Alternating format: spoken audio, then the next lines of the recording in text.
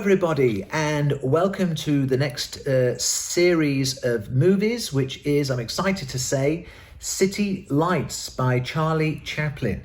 And this is an old movie and a genuine piece of art, but comedic brilliance, genius, and my kids love it. But again, you have to kind of coach them through it a little bit, especially at the beginning.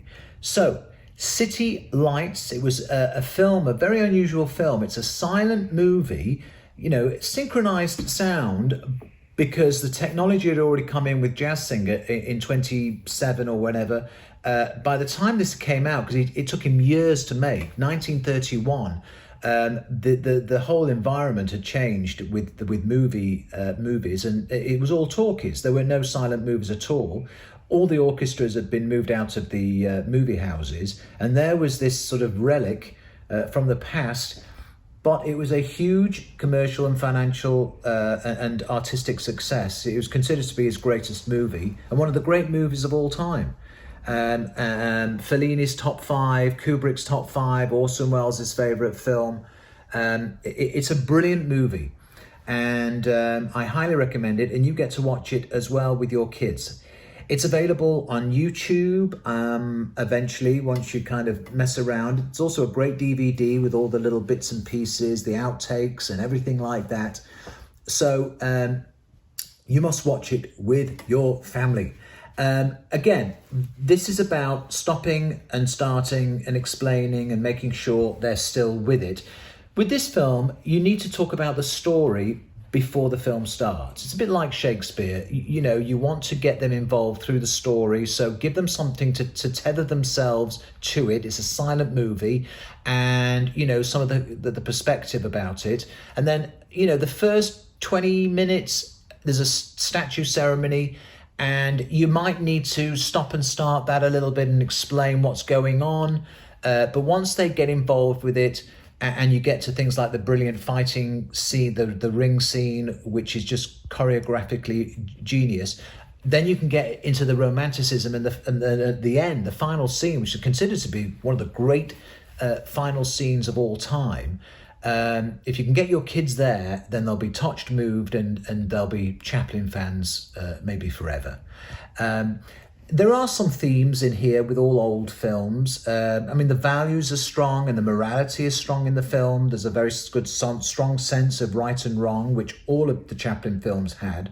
But, there's smoking. There's a drunk man trying to commit suicide, and Chaplin's trying to save his life. There are some themes there that you might want to either ignore. Kids will watch it at a certain level or talk about. That's up to you.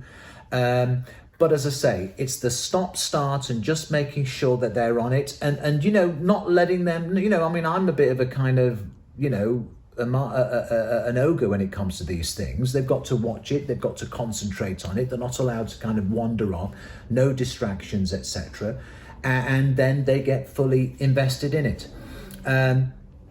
There's some wonderful, as I say, the boxing scene, fantastic scene. Watching these movies is like watching old documentaries, because you can see him interacting with real people. There are real street scenes.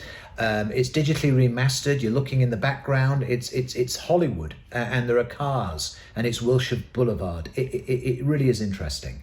I'm going to end with a ridiculous name drop. I didn't see this film until I was, I just left drama school, and it had come out in England at the Dominion Theatre on Tottenham Court Road in London. I think this was where it first premiered back in the 30s. So that was the connection. I walked in with no expectation. I wasn't at the time a big Charlie Chaplin fan. I was always a Laurel and Hardy fan. I walked in, this huge orchestra, live orchestra was there, immediately impressed me.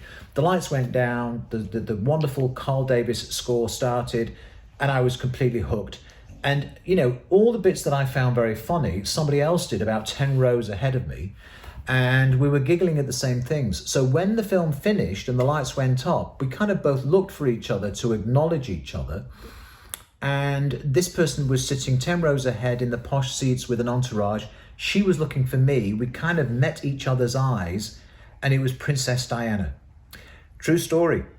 Next week, It's Rear Window.